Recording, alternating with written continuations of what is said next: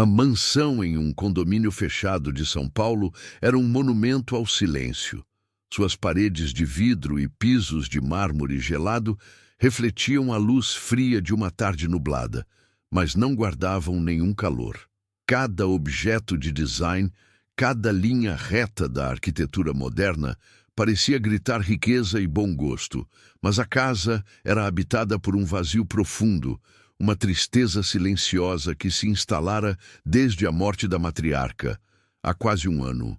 O luto era como uma poeira fina que ninguém tinha coragem de limpar, pairando sobre os móveis caros e os corredores imensos.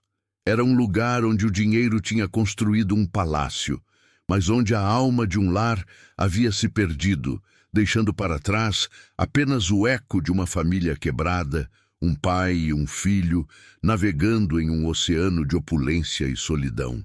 No centro da vasta sala de estar, Carlos, o pai, comandava a cena com a mesma postura rígida que usava em suas reuniões de negócios. Aos 42 anos, ele era um homem talhado para o sucesso, vestido em um terno sob medida que não amassava, e com um relógio de luxo que media um tempo que ele parecia não ter para as emoções. Ao seu lado, sentadas em um sofá de couro branco, estavam 3 mulheres impecavelmente vestidas. Cada uma um exemplar de beleza e sofisticação. Elas sorriam para o pequeno Pedro, de 7 anos. Um menino de olhos grandes, que pareciam ter absorvido toda a melancolia da casa. Ele se encolhia em suas roupas de grife, pequeno demais para a poltrona, pequeno demais para o peso daquele momento cuidadosamente orquestrado por seu pai. O silêncio foi quebrado pela voz firme de Carlos, tão direta e prática que parecia estar fechando um contrato. Pedro, uma dessas mulheres será sua nova mãe. Eu quero que você escolha qual delas você prefere. A frase pairou no ar, brutal em sua simplicidade. As mulheres intensificaram seus sorrisos, transformando-os em máscaras de simpatia forçada, enquanto promessas de viagens e presentes caros começavam a preencher o espaço. Para o menino, aquelas palavras não representavam uma escolha, mas uma sentença. Ele sentiu o ar faltar, a pressão esmagando seu peito pequeno. O olhar de seu pai não oferecia conforto, apenas a expectativa de uma decisão lógica, uma solução para o problema que a vida havia lhes imposto. Se você já se sentiu pressionado a tomar uma decisão que feria sua alma, sabe exatamente o que aquele menino estava sentindo. Se histórias como essa tocam seu coração, considere se inscrever para nos ajudar a continuar compartilhando relatos que importam. Enquanto a pressão aumentava, os olhos de Pedro, cheios de lágrimas que ele lutava para não derramar, vagaram pela sala em busca de um refúgio. Ele ignorou os rostos sorridentes das pretendentes, o olhar impaciente de seu pai, e encontrou o que procurava à distância, perto de uma porta de serviço. Ali estava Ana, a empregada, observando a cena com uma expressão de pura tristeza por ele. Ela não ofereceu um sorriso, apenas a calma de um olhar que compreendia sua dor sem precisar de palavras. Em seu uniforme simples, ela era a única figura real naquele teatro de aparências. Naquele breve instante em que seus olhares se cruzaram, uma conexão silenciosa foi reafirmada. Não era uma conexão de luxo ou promessas, mas de pequenos gestos diários, de um copo de leite quente e de uma presença que não pedia nada em troca. A sala, antes tensa, agora estava congelada em um silêncio sepulcral, quebrado apenas pelos soluços contidos de Pedro, agarrado às pernas de Ana. As 3 pretendentes, momentos antes donas de sorrisos calculados, agora ostentavam máscaras de choque e desprezo. Seus olhares, afiados como cacos de vidro, se revezavam entre o menino, a empregada e Carlos, que permanecia petrificado. O rosto, uma tela em branco, onde a fúria e a humilhação travavam uma batalha silenciosa. Ele, um homem acostumado a comandar mercados e ditar regras, havia sido desarmado pela escolha mais pura e inesperada. Naquele instante, a lógica de seu mundo cuidadosamente construído se desfez. O dinheiro, o status, a beleza, tudo se tornou irrelevante diante da declaração de um menino de 7 anos que só queria se sentir seguro. Essa conexão entre Pedro e Ana não havia nascido do acaso ou de uma única tarde. Ela foi tecida nos meses silenciosos que se seguiram à morte de sua mãe, um fio de afeto em meio ao luto frio da mansão. Enquanto Carlos se afogava em trabalho, tentando construir um império para esquecer a ruína de seu lar, era Ana quem notava os ombros caídos do menino. Era ela quem lhe trazia um copo de leite morno nas noites de pesadelo, quem contava histórias de mundos distantes até que seus olhos pesassem de sono. Ela não tentava substituir a mãe que ele perdeu. Ela simplesmente oferecia a presença constante e o calor humano que seu pai, em sua própria dor e analfabetismo emocional, era incapaz de dar. Ana, por sua vez, nunca viu seus gestos como algo extraordinário. Vinda de uma realidade onde o afeto era a maior riqueza. Cuidar era um instinto, não uma estratégia. Ela via em Pedro não o herdeiro de uma fortuna, mas uma criança pequena e triste, navegando em uma casa grande demais e silenciosa demais. Ela arrumava seu colarinho antes da escola. Ouvia com atenção suas histórias sobre dinossauros e, mais importante, validava sua tristeza sem tentar consertá-la com promessas vazias. Para ela, o abraço de Pedro não foi uma escolha em um concurso bizarro, mas o reflexo de meses de confiança silenciosa, a prova de que os laços mais fortes são aqueles construídos com os pequenos tijolos da atenção e do carinho diário. Recuperando a compostura, Carlos agiu como o CEO que era, gerenciando a crise. Com uma voz firme que mal disfarçava a vergonha, ele pediu desculpas às mulheres, classificando o episódio como um capricho infantil e uma confusão lamentável. Ele as acompanhou até a porta, prometendo resolver a situação com a devida seriedade. Assim que o carro de luxo da última pretendente desapareceu pelo portão, ele se virou, e o olhar que lançou para o filho não continha mais confusão, apenas uma decepção gélida. A mansão, que já era fria, pareceu perder mais alguns graus. O teatro havia acabado, e agora restava apenas o confronto cru entre a lógica de um pai e o coração de um filho. A primeira batalha foi travada ali mesmo, na sala de estar. Carlos se agachou, não para acolher, mas para impor. Pedro, o que foi aquilo? Ana trabalha para nós. Ela não é da família. Sua voz era um misto de repreensão e incredulidade. A voz de um homem que não conseguia processar uma decisão que não se encaixava em suas planilhas de vida. O menino, com o rosto manchado de lágrimas, respondeu com uma verdade que desarmou qualquer argumento. Mas ela cuida de mim. Ela gosta de mim de verdade. Não havia lógica naquela frase. Apenas sentimento. E era justamente o sentimento que Carlos não sabia como gerenciar, como quantificar ou como derrotar. Nos dias seguintes, a pressão externa se materializou em telefonemas incessantes. Amigos, sócios e familiares, todos tinham uma opinião. As notícias do fiasco social se espalharam pelo círculo de elite de Carlos, pintadas com as cores da humilhação. As pretendentes, sentindo-se ultrajadas, não pouparam esforços para espalhar a versão de que a empregada era uma manipuladora, uma oportunista que se aproveitara da fragilidade de uma criança.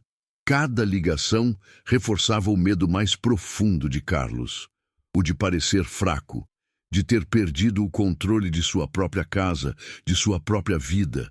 O julgamento da sociedade era um veneno que ele bebia a cada hora, e a imagem de sua família perfeita estava em ruínas.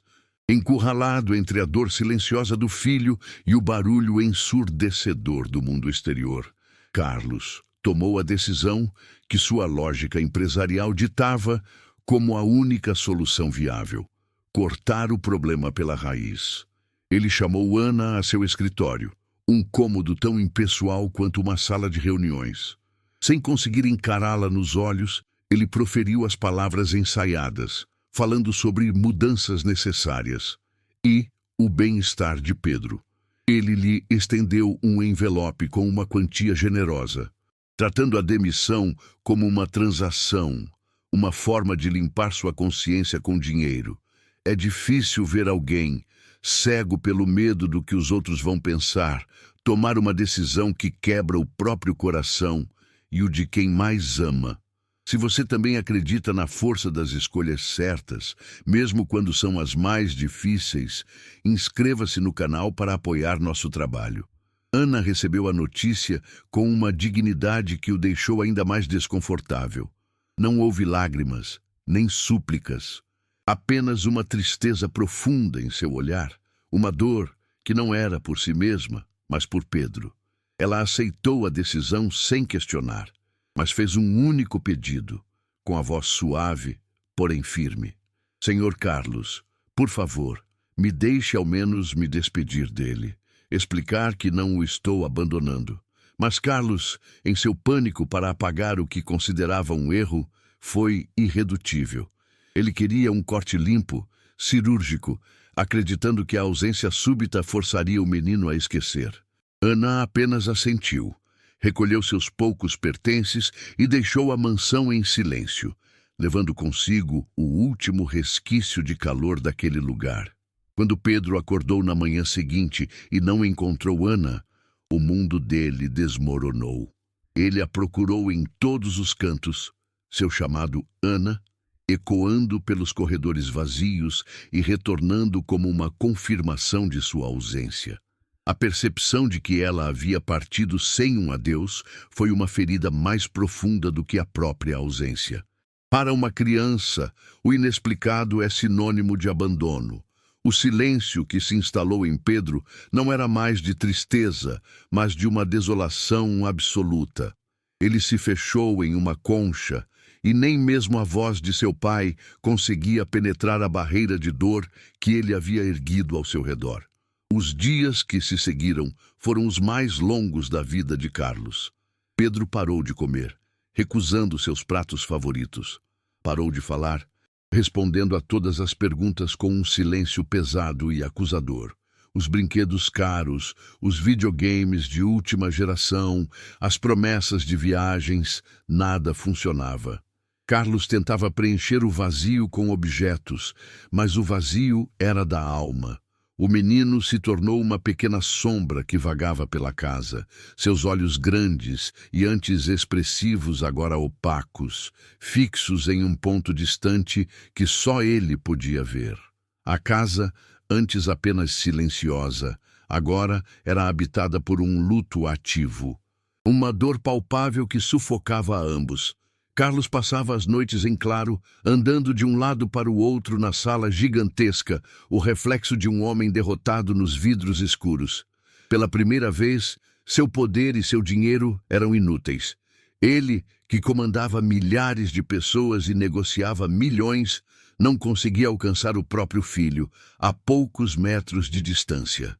Aquele silêncio era um espelho, refletindo sua própria falha, seu fracasso como pai. Ele havia tentado comprar uma solução para a dor de seu filho e, no processo, havia lhe tirado a única cura que ele tinha. É nesse silêncio ensurdecedor que a verdade começa a aparecer, quando percebemos que a solução não está lá fora, mas dentro de nós. Se você se conecta com jornadas de transformação como esta, sua inscrição nos dá força para trazer mais histórias que inspiram a mudança. A virada aconteceu em uma noite chuvosa, incapaz de dormir. Carlos entrou no quarto de Pedro e o encontrou adormecido, a respiração suave. Ao lado de sua cama, sobre o criado mudo, havia um papel amassado. Curioso, ele o pegou. Não era um brinquedo, nem um livro. Era um desenho, feito com o traço incerto de uma criança. Nele, 3 figuras de palito sorriam sob um sol amarelo. Uma era alta, ele. Outra tinha cabelos longos, a mãe falecida. E a terceira, de mãos dadas com o menino, era inconfundivelmente Ana. Abaixo do desenho, com uma caligrafia trêmula, uma única frase: minha família. Naquele momento, o muro de orgulho e lógica de Carlos desabou e ele finalmente se permitiu chorar. Com o desenho amassado tremendo em sua mão, Carlos sentiu o peso de sua falha como uma âncora em seu peito. Pela primeira vez, a lógica que governava seu mundo ruiu completamente, deixando-o nu e impotente diante da verdade simples de um desenho infantil. Ele não pensou, apenas agiu. Pegou as chaves do carro e dirigiu para fora dos portões dourados de seu condomínio. O veículo de luxo, cortando as ruas molhadas de chuva da cidade como um fantasma deslocado. Ele deixou para trás a arquitetura fria e os jardins perfeitamente aparados para mergulhar em um labirinto de ruas mais estreitas, bairros onde a vida pulsava com uma cor e um som que ele mal conhecia. O GPS o guiou até uma pequena casa de portão simples, e ali, sob a garoa fina, o homem que comandava um império sentiu-se pequeno e perdido, um estrangeiro em busca de redenção. Quando a porta se abriu, não foi a empregada que ele viu, mas Ana em sua própria essência. Uma mulher de olhar calmo, vestida com roupas simples, em um ambiente que, embora modesto, irradiava um calor que sua mansão jamais conhecera. Um cheiro de café recém-passado e o som baixo de uma televisão preenchiam o ar, criando uma atmosfera de lar verdadeiro. Ela não demonstrou raiva ao vê-lo ali, parado e encharcado na soleira de sua porta. Apenas uma surpresa cautelosa e uma pergunta silenciosa em seus olhos sobre a única coisa que poderia tê-lo trazido até ali: Pedro. O silêncio entre eles durou apenas alguns segundos, mas continha o peso de dias de dor, de orgulho ferido e de um arrependimento que finalmente encontrava seu caminho para a superfície. As palavras custaram a sair, presas em um nó de orgulho e vergonha que ele carregava há dias. Eu preciso de ajuda. Ele começou, a voz rouca, desprovida de toda a autoridade que costumava ostentar. Ele estendeu o desenho para ela, as figuras de palito testemunhando silenciosamente sua confissão. Eu falhei com ele, Ana. Em tudo, eu achei que poderia consertar a vida dele com dinheiro, com uma substituta perfeita, com lógica, mas eu só o quebrei ainda mais. Seus ombros caíram, o peso do mundo finalmente o dobrando. Ele a encarou, os olhos vermelhos e desesperados. Eu tentei comprar uma mãe para o meu filho, mas ele me ensinou que o amor não se compra, se sente. E ele sente isso por você. Por favor. Ana o ouviu em silêncio, seu rosto uma tela de emoções contidas. Ela pegou o desenho com uma delicadeza que contrastava com a angústia de Carlos, seus dedos traçando a pequena figura de palito que a representava. Ela não via o CEO milionário à sua frente, mas um pai desesperado que finalmente entendera a linguagem do coração de seu filho. A dor em seus olhos era genuína, a rendição era total. Sua decisão não foi motivada por pena ou pela oferta implícita de uma recompensa, mas pelo amor profundo que sentia por aquele menino triste. Ela não voltaria por Carlos, nem pelo conforto da mansão. Voltaria por Pedro. Eu vou, ela disse finalmente. A voz firme, mas cheia de compaixão. Mas não como sua funcionária. Eu vou pelo menino. A viagem de volta foi feita em um silêncio que não era mais pesado ou hostil. Era um silêncio de trégua, de um acordo não dito selado pela vulnerabilidade de um pai e pela generosidade de uma mulher. Carlos dirigia com uma concentração que não tinha nada a ver com o trânsito, mas com o processamento daquela mudança sísmica em sua vida. Ele havia ido até lá para consertar um erro e estava voltando com muito mais, uma segunda chance. Ao seu lado, Ana olhava pela janela, seu pensamento focado em como explicaria seu retorno a Pedro. em como reconstruiria a confiança que havia sido quebrada. Quando o carro parou diante da imensa porta da mansão, o lugar parecia o mesmo, mas algo fundamental havia mudado. A esperança, pela primeira vez em muito tempo, tinha encontrado o caminho de volta para casa. A chegada deles foi silenciosa. Quando a porta se abriu, Pedro estava no topo da escadaria, um pequeno fantasma em sua própria casa. Seus olhos se arregalaram ao ver Ana, e por um instante o tempo parou. Não houve uma corrida imediata, mas um momento de hesitação, de medo de que ela fosse apenas uma miragem. Ana subiu os primeiros degraus lentamente, o coração batendo forte, e se ajoelhou, abrindo os braços. Foi o convite silencioso de que ele precisava. O menino desceu as escadas correndo, e o som de seus pés no mármore foi o primeiro sinal de vida naquela casa em semanas. O abraço que se seguiu foi desesperado e curador, um reencontro de duas almas que haviam se tornado o porto seguro uma da outra. Carlos observou a cena de longe, uma lágrima silenciosa escorrendo por seu rosto. Ele não era mais o CEO, mas um espectador humilde do único tipo de riqueza que realmente importava. A mansão começou a se transformar, não da noite para o dia, mas em pequenos gestos diários que descongelavam lentamente suas paredes frias. Ana não retomou seu antigo uniforme. Em vez disso, suas roupas simples e coloridas trouxeram um sopro de vida aos ambientes monocromáticos. O cheiro de bolo de cenoura começou a flutuar da cozinha, substituindo o silêncio estéril. As noites de Carlos não eram mais preenchidas com relatórios de mercado, mas com jogos de tabuleiro na sala de estar, onde suas risadas desajeitadas se misturavam com as gargalhadas de Pedro. Ele aprendeu a ouvir, a perguntar sobre o dia do filho na escola, a se interessar pelos nomes de seus dinossauros de plástico. Ana não tentou ser uma mãe, mas se tornou algo igualmente precioso.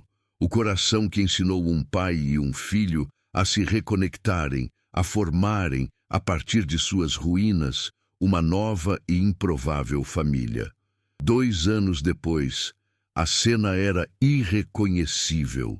Em um parque público em um domingo ensolarado, Carlos, vestindo jeans e uma camiseta simples, empurrava Pedro em um balanço, o riso do menino ecoando livre e alto.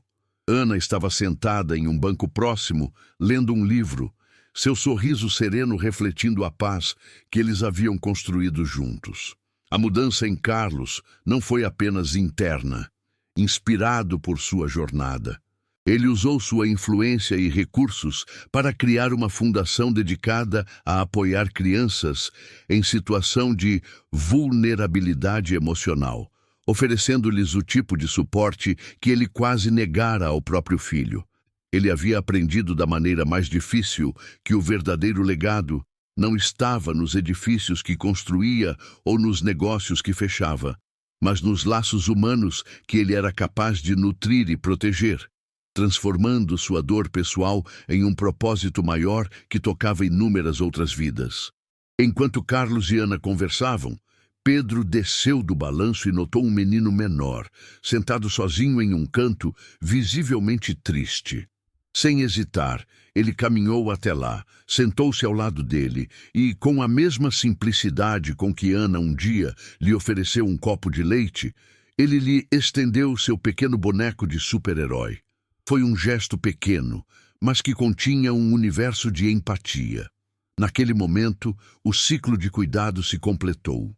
O menino que fora salvo pelo afeto agora era quem o oferecia. A história deles era a prova viva de que as feridas mais profundas podem ser curadas pela gentileza e que o amor, na sua forma mais pura, é a única força capaz de reconstruir um lar. Relatos como este nos lembram do poder que existe em cada um de nós.